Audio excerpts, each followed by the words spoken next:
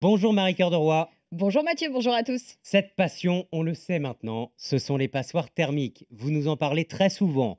Vous nous avez déjà dit que face à cette réglementation de plus en plus sévère, beaucoup de propriétaires mettent en vente leurs passoires. Vous nous avez aussi déjà dit, de manière un peu cynique Marie, que ça pourrait devenir une opportunité pour les candidats à l'achat. Eh bien, vous ne vous êtes pas trompée Marie. Et oui, et cette fois-ci, c'est pas moi qui le dis, Ah. Mathieu. Non, ce sont des vrais professionnels.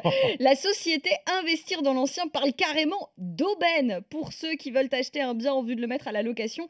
Et pour cause, oui, on en avait déjà parlé, les passoires thermiques seront progressivement interdites à la location d'ici à 2034. Beaucoup de propriétaires, faute de pouvoir faire les travaux nécessaires, décident donc de vendre purement et simplement leur passoire.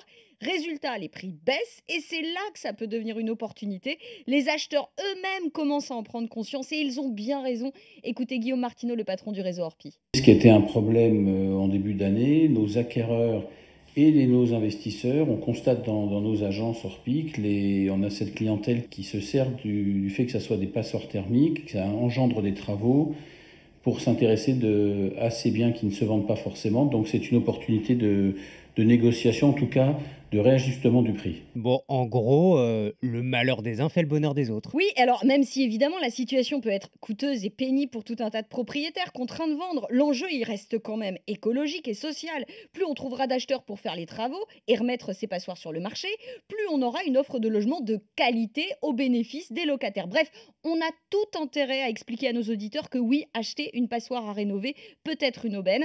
On l'achète de moins en moins cher et comme il s'agit d'acheter pour mettre à la location derrière, eh ben on a aussi des ristournes fiscales sans oublier évidemment les aides à la rénovation. Alors qu'est-ce qu'il faut faire? On regarde les petites annonces et n'importe quel logement qui est classé E, F ou G, on achète? Bon, alors surtout pas malheureux, hein, Ah, surtout pas. Dans ce cas précis, je vous conseille de vous payer les services d'un spécialiste. La société Investir dans l'ancien dont je vous parlais rappelle qu'il faut calculer, mesurer tous les paramètres. Le but, c'est quand même de gagner de l'argent dans l'opération. Le fameux rendement dont je vous parle très oui. régulièrement et que je compare au 1% que vous rapporte votre livret A. Et ben là, votre passoire, elle peut vous rapporter 6 à 7 fois plus. Ah oui, 6-7 de rendement. Bon, des exemples tout de Bah suite là, Marie, évidemment. vite. Alors à Lille, Investir dans l'ancien a aidé des acheteurs à rénover une petite maison classée F. Prix de départ 160 000 euros, soit une décote de près de 20% sur le prix du marché local. Quand même. Derrière, gros travaux, 30 000 euros pour faire passer le bien de la note F à D. Mais grâce au montage fiscal et aux aides, le rendement finit par culminer à 6,7% par an. Et c'est sans compter la plus-value potentielle lorsque les propriétaires revendront le Eh bah bien. oui, puisque là, ce Même, n'est plus une bah oui, passoire. c'est ça, c'est plus une passoire. J'achète une passoire, je revends un bien performant. Même miracle du côté de Dijon, bradé de 14% par rapport au prix du marché local, et qui, après travaux, permet aux propriétaires d'obtenir un rendement de 5,5%.